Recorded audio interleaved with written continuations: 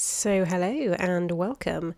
So, today is going to be a little bit different to one of my usual sort of history of videos, partly because I've not been very well this week.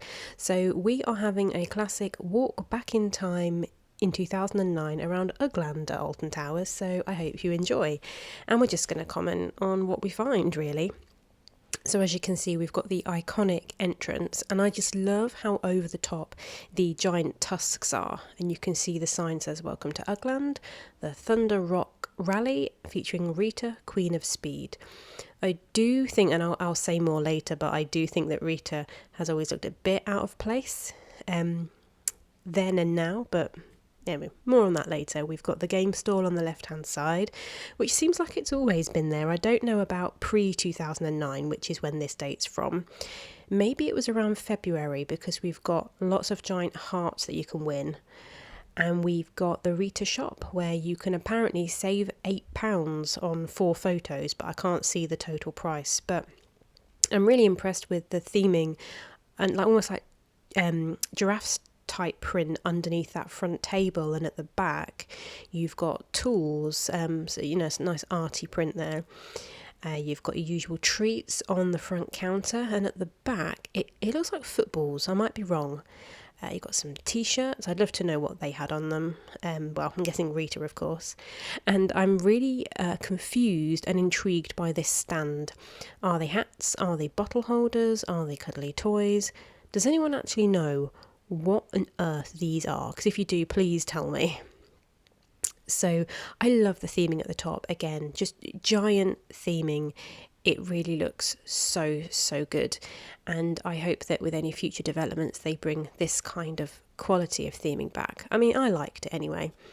So then and now, they had the line on the left of food and beverage units. You've got pie and mash with very non-pie and mash pieces of food and drink on the top. You've got a hot dog, a donut, fries and a drink, all of which I love, but they're not pie and mash. But I do have to highlight how nice the pie looks on the advertisement here. They have blurred out the name of the brand. It says Pie something, and they've blurred out the second bit. I know there is a brand called Pie Minister, but I don't know if it's that at all. But it looks really yummy. I love a pie crust, me. Next to that, we had Bronto Bites.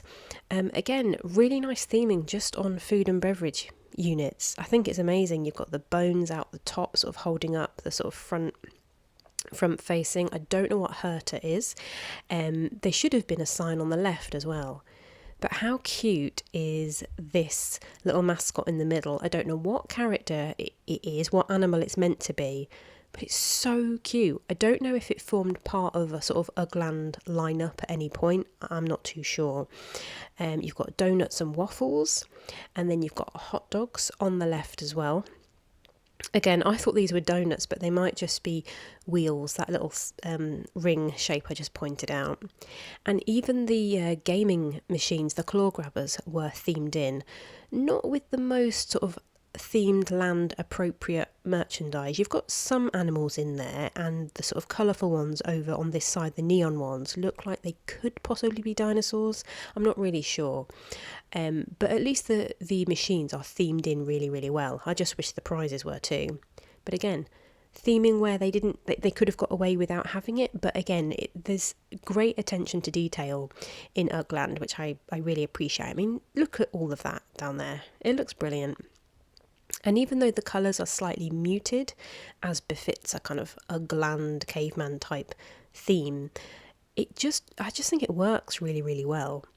And then here we have a shooting gallery, which interestingly and slightly weirdly to me doesn't have a sign. I mean, you can see what it is when the shutters are up, but it doesn't even have a sign saying what it is, unless they didn't want to put the word shooting on a sign. Maybe it was controversial, I'm not sure.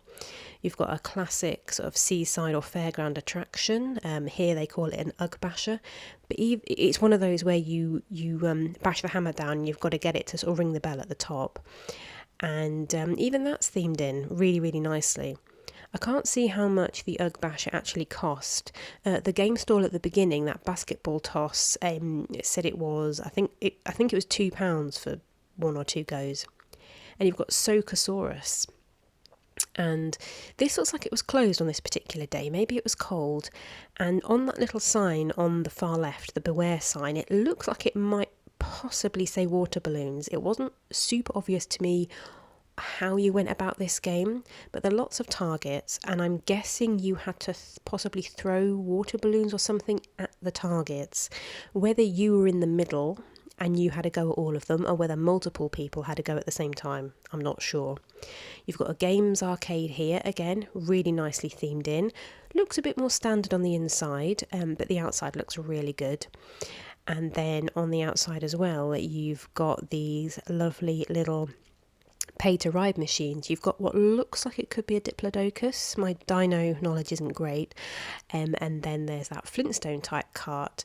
And we've got, again, more machines down there with theming on. Again, more claw grabbers. Alton Towers was and still is completely saturated, oversaturated with claw grabbers, but I do love them. I never do them when I'm at Towers though. It's only when I'm at the seaside, weirdly. And you've got the incredible launch track section of Rita itself. And one thing I do love about Rita, as much as I don't think the theme has ever fitted in, you interact so much with guests that aren't on the ride. I highlighted these because they say no parking.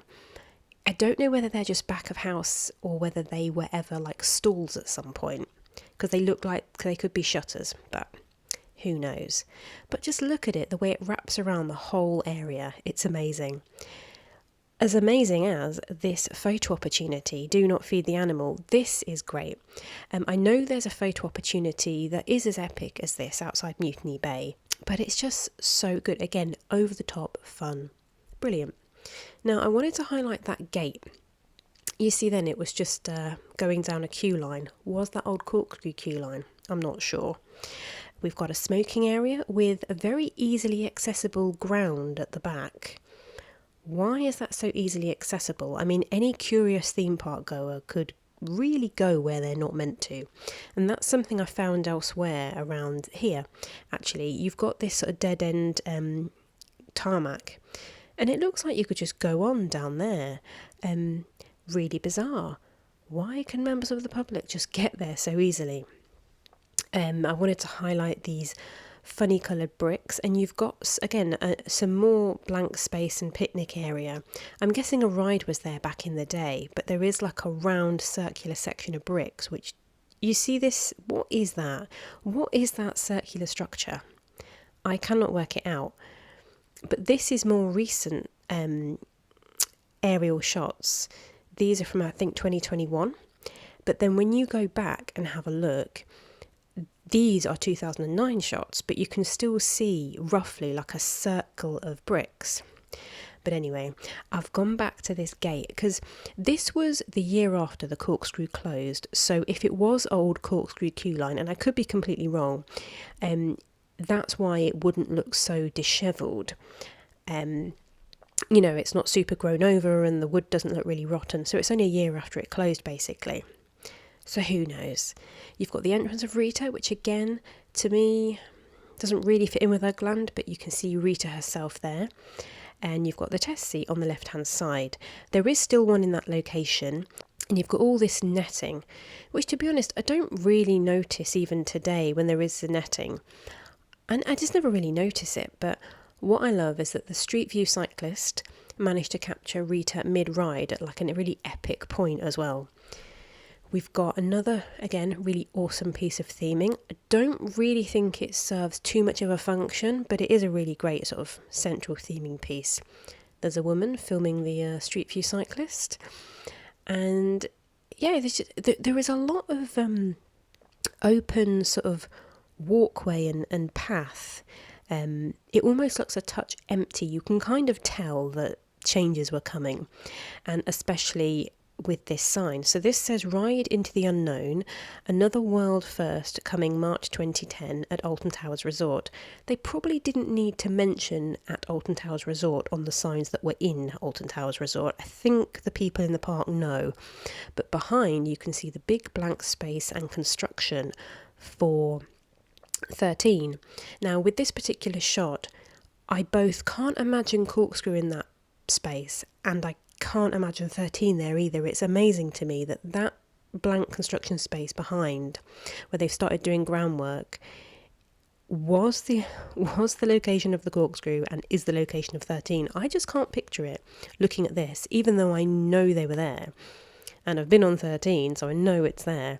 It still baffles me. So you've got the priority pass and the single rider entrances here. Now, again, really, really nice and colourful. Though the single rider entrance looks suspiciously closed unless you had to push the gate yourself. And the priority pass entrance doesn't really look like it's functioning unless the entrance to this path starts further on, because it looks like a gate because you've got a black and white sort of post on the left hand side there. I don't get it. How's that working? It just confuses me in that picture. Maybe it's the angle that's wrong. But again, you've got really great views, especially of the launch track here, which will make you both excited and nervous when you're in the queue. You've got even more picnic area, and that space I just highlighted there is where you have all of the wood panelling and the that sort of covered walkway, decrepit walkway, the way they've made it dark forest themed. More picnic area, more bins. They're probably the same bins that are still there. And this, I don't know if it's the same flags, but they have got flags there today. And then you've got Rita races. You've got a guy, I think, maintaining them. He's probably just playing on them, to be honest, and he's a member of staff. And then again, everywhere you look at Rita, I really love the sort of tangle of the track. And I'm just highlighting some of these sort of tallest parts of the track because you can just about tell that they are dark green. And that's because they're just at the tree line. So it helps it fit in a bit more, which I think is really cool. Again, just fence posts helping everything blend in and be, well, it's not blending in, it's standing out really, but it's all nice and colourful. You've got some bushes that look fairly recently planted in this shot. And then you've got even themed panelling up to the operator's cabin. You know, they didn't need to, but they did. And it all just, they did what they could to help the ride blend in with Ugland. I still don't quite see, I still can't make peace with it in my mind, but there you go. And you've got TRRR above the speakerphones or the megaphones, which stands, of course, for Thunder Rock Rally Radio. I thought I knew what it was, and then I got confused at the end. I don't remember all the smoke and steam from Rita these days, though. And then you've got Dino Derby, which is like one of those Kentucky or Arabian Derby game stalls at the seaside or the fairground. And then you have got a sweet treat stall called Sweet Rex. You've got some, I think there's sweets at the top. And you can see there's coffees, slushes, I believe there was ice creams and all your normal treats and things like that. Again, really nicely themed in. And the exit, if you're going back out this way, on the back of the entrance it says race meetings held daily, I think come again soon, the Thunder Rock Rally. There you go, the Thunder Rock Rally. That's what TRRR stands for. And one last little thing, we have this side path. Can't think where this path goes to now, if it is a public pathway still. But on this rock, it was another entrance to Ugland, and it said, "Welcome to Ugland." Looking really weathered there, though. But bear in mind, this was 2009, and this was the last year of Ugland. So, I hope you enjoyed. I've not been very well this week, hence the lack of the detailed history, but I will do a detailed history video soon. So thank you very much for watching/listening, and I'll see you next time.